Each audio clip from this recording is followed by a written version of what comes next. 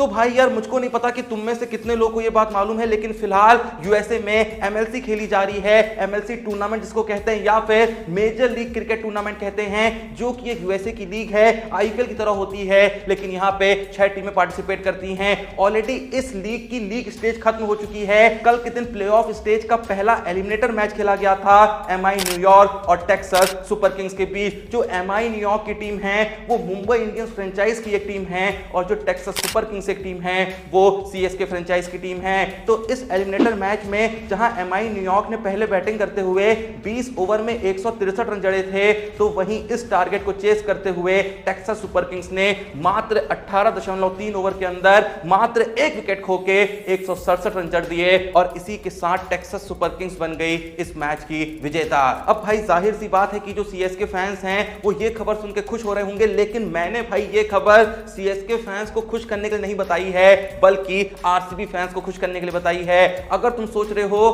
कि भाई Texas super Kings जीत गई, ये सुन के आरसीबी फैंस क्यों खुश होंगे, तो भाई मैं तो ये कहूंगा कि ये सुन के अगर आरसीबी फैंस खुश नहीं होंगे तो आखिर कौन खुश होगा। क्योंकि भाई टेक्सास सुपर किंग्स के लिए इस लीग में ओपनिंग कर रहे हैं नन अदर देन आरसीबी के कैप्टन फैफ डू प्लेसिस। अब वो कैप्टन आने वाले सीजन में रहेंगे या नहीं रहेंगे वो तो नहीं पता, लेकिन फिलहाल आरसीबी के कैप्टन वही हैं। मैं बताना चाहूंगा कि भाई एमएलसी में फैफ डू प्लेसिस ने भौकाल मचा रखा है, भाई बवाल मचा रखा है। बंदे ने अकेले भाई 7 मैचों में 375 रन जड़ दिए हैं 53.57 की एवरेज के साथ, और स्ट्राइक रेट चल रही है 168.16 की। तुमको पता है मोस्ट रन्स के मामले में जो प्लेयर दूसरी पोजीशन पे है वो है ट्रेविस हेड, लेकिन भाई वो भी फैफ डू प्लेसिस से काफी पीछे हैं। जहां फैफ डू प्लेसिस के इस लीग में रन 375 हैं, तो वहीं दूसरी पोजीशन पे बैठे ट्रेविस हेड के रन मात्र 250 हैं। अभी अभी मैंने बताया ना कि भाई कल के दिन एमआई न्यूयॉर्क और टेक्सास सुपर किंग्स के बीच जो ये एलिमिनेटर मैच खेला गया, जहां टेक्सास सुपर किंग्स ने 164 रन के टारगेट को चेस करते हुए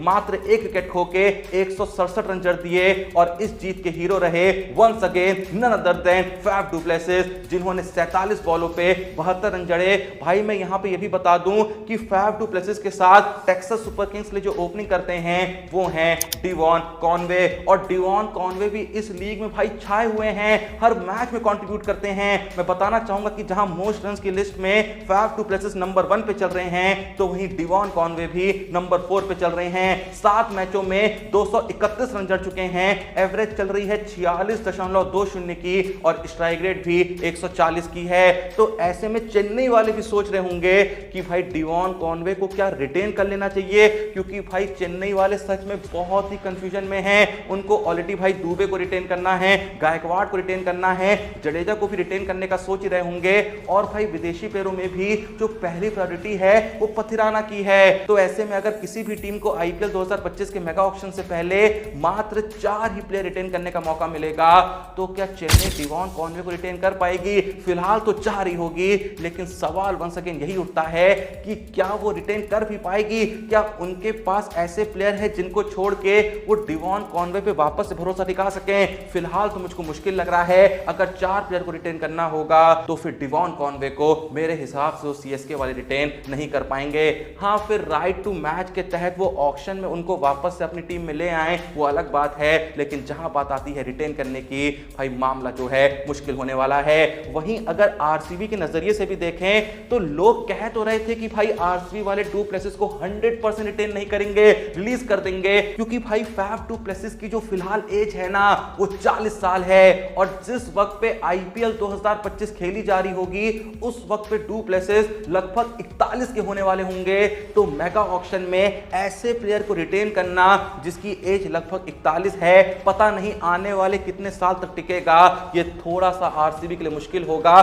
पहले तो जैसा मैंने कहा कि हर कोई ये मान के बैठा था कि नहीं भाई आरसीबी रिटेन नहीं करेगी, क्या पता फैफ डू प्लेसिस को आईपीएल में कोई खरीदे ही ना। लेकिन भाई जिस तरीके से एक के बाद एक मैच में फैफ डू प्लेसिस फोड़े जा रहे हैं, रन मारे जा रहे हैं, और अगर तुमको लग रहा है कि फैफ डू प्लेसिस सिर्फ रन मार रहे हैं, ज्यादा बाउंड्रीज नहीं मार रहे होंगे क्योंकि एज हो गई है, तो भाई मैं बता दूं कि अगर तुम एमएलसी में ये देखोगे कि किस प्लेयर ने सबसे ज्यादा चौके मार रखे हैं, तो टॉप पे आते हैं फैफ डू प्लेसिस, जिन्होंने 7 मैचों में 36 चौके जड़ रखे हैं। छक्कों के मामले में भी फैफ डू प्लेसिस टॉप पे हैं, जिन्होंने 7 इनिंग में 22 छक्के जड़ रखे हैं। दूसरे दूसरे नंबर पे यहां पे भी जो ट्रेविस हेड आते हैं भाई, उनके नाम भी मात्र 15 छक्के हैं, लेकिन फैफ डू प्लेसिस के नाम 7 ज्यादा छक्के हैं, टोटल 22 छक्के। मतलब भाई फैफ डू प्लेसिस पूरे तरीके से ये प्रूव करने में लगे हैं कि भाई मेरी एज से मेरे को आंकने की गलती मत करना, क्योंकि भाई अब भी मुझ में वैसा ही दमखम बाकी है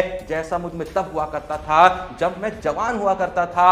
तो क्या आरसीबी फैफ डू प्लेसिस को रिटेन करने को देखेगी? अगर थोड़ा सा हम दिमाग लगाएं और ये सोचें कि अगर आरसीबी के पास ही मौका होता है मैक्सिमम 4 प्लेयर रिटेन करने का, तो भाई कोहली को तो रिटेन करेंगे ही करेंगे, मोहम्मद सिराज को भी रिटेन करेंगे ही करेंगे, और रजत पाटीदार ने जिस तरीके से पिछले सीजन में खेला उनको भी रिटेन करेंगे ही करेंगे। भाई रजत पाटीदार सबसे बड़ा रीजन थे कि भाई आरसीबी पिछले सीजन में वो शानदार कमबैक कर पाई थी, तो ऐसे में पाटीदार को रिलीज कर दें, मेरे हिसाब से तो भाई ये नामुमकिन है। इसके बाद जो एक स्पॉट बचा है, क्या वहां पे आरसीबी सच में फैफ डू प्लेसिस को रिटेन करने को देखेगी? क्योंकि भाई आरसीबी रिटेन कर सकती है विल जैक्स को, जो कि यंग हैं, लंबी रेस के घोड़े बन सकते हैं, शानदार हिटिंग करी थी पिछले सीजन में, शानदार पारियां खेली थी। उसके अलावा कैमरून ग्रीन को भी रिटेन कर सकते हैं, जिन्होंने बॉलिंग और बैटिंग दोनों में कमाल किया था, और अगर चाहें तो मैक्सवेल पे ही भरोसा टिका सकते हैं। फिलहाल फॉर्म अच्छा नहीं चल रहा है, लेकिन कहीं ना कहीं सोचेंगे तो मैक्सवेल को रिटेन करने के बारे में, तो भाई जब इतना कंफ्यूजन होगा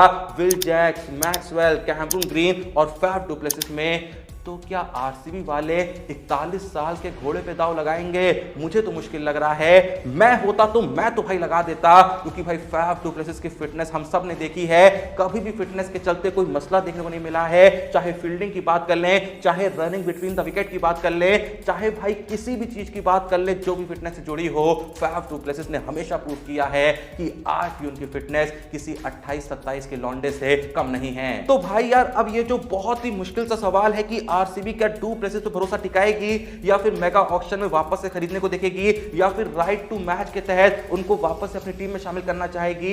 इस पूरे ही मसले को लेके तुम्हारा टेक क्या है? तुम होते अगर आरसीबी के डिसीजन मेकर, क्या तुम फैफ डू प्लेसिस पे दांव लगाते? क्या उस प्लेयर को रिटेन करते? अगर नहीं करते तो किन 4 प्लेयरों को आरसीबी में तुम रिटेन करते एज अ आरसीबी के ओनर, या फिर कहे आरसीबी के डिसीजन मेकर? अपना जवाब कमेंट सेक्शन में जरूर बताना। एंड साथ ही साथ भाई ये भी बता देना कि क्या सीएसके वालों को डिवॉन कॉनवे को रिटेन करने को देखना चाहिए, जबकि उनके पास ऑप्शन है दुबे को रिटेन करने का, गायकवाड़ को रिटेन करने का, जडेजा को रिटेन करने का, और विदेशी प्लेयरों में मतीशा पथिराना को रिटेन करने का। क्या इन चारों में से किसी को हटा के डिवॉन कॉनवे को रिटेन करना ज्यादा फायदे का सौदा हो सकता है, या फिर डिवॉन कॉनवे इतने भी कोई बड़े प्लेयर नहीं है, उनके जैसे मिल जाएंगे? जो भी तुम्हारा ऑनेस्टली सोचना है कमेंट सेक्शन में बता दो। वीडियो पसंद आई लाइक कर दो, चैनल को सब्सक्राइब कर दो। मिलते हैं नेक्स्ट वीडियो में, तब तक के लिए जय हिंद, धन्यवाद।